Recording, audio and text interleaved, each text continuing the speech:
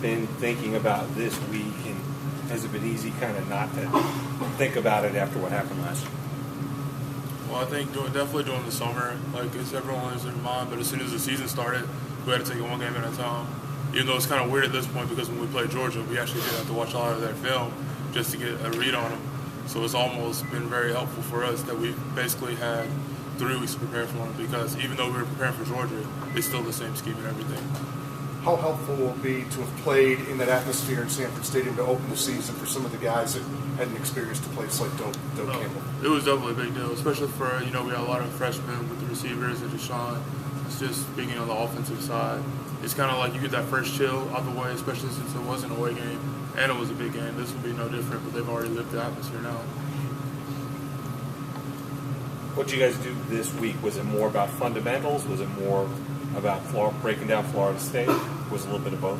We did a little bit of both. Monday was a lot of fundamentals. Tuesday, as you know, we did the community service, and Wednesday and Thursday were hard practices where we did fundamentals, but we also did do some film watching and some game planning and such. You mentioned the freshmen earlier. You're going to have to load a lot on the shoulders of those skill guys who don't have a lot of experience. What's the confidence level as a veteran? I mean, for me, it's just as a senior, like I look at them, like they're a lot ahead compared to where I was as a freshman, and I have all the confidence in them, especially with the guys. They've proven that they can make plays. They've got a lot of time in South Carolina State. They got the experience from Georgia, so now it's just being able to perform.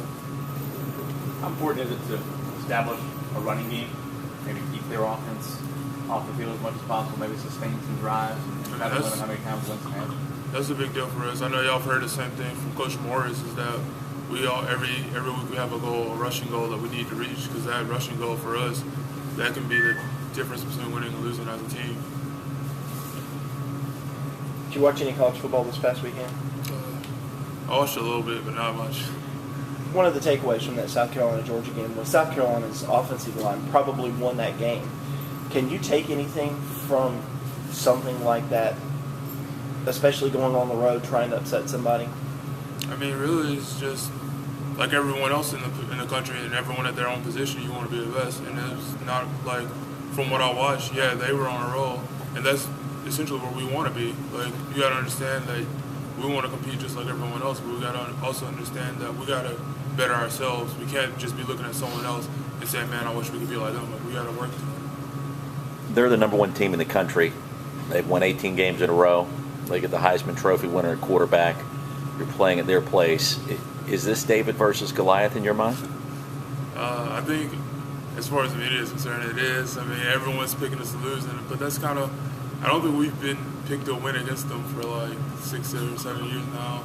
So it's really, we guys got to follow our game plan. I know we studied them, we've played them, like we play them every year. It's not a huge rotation. There's a lot of the similarities what they had from last year. We have a lot of the same people back as well. So we just got to see how it plays out. Is that such a surprise you guys are such an underdog against them when, I mean, they've won the last 2 years, but before that, Clemson had a good run on them. So, I mean, is it a little surprising? Is this rivalry closer than what people think, the experts out there think? I mean, honestly, the picks I don't think are surprising.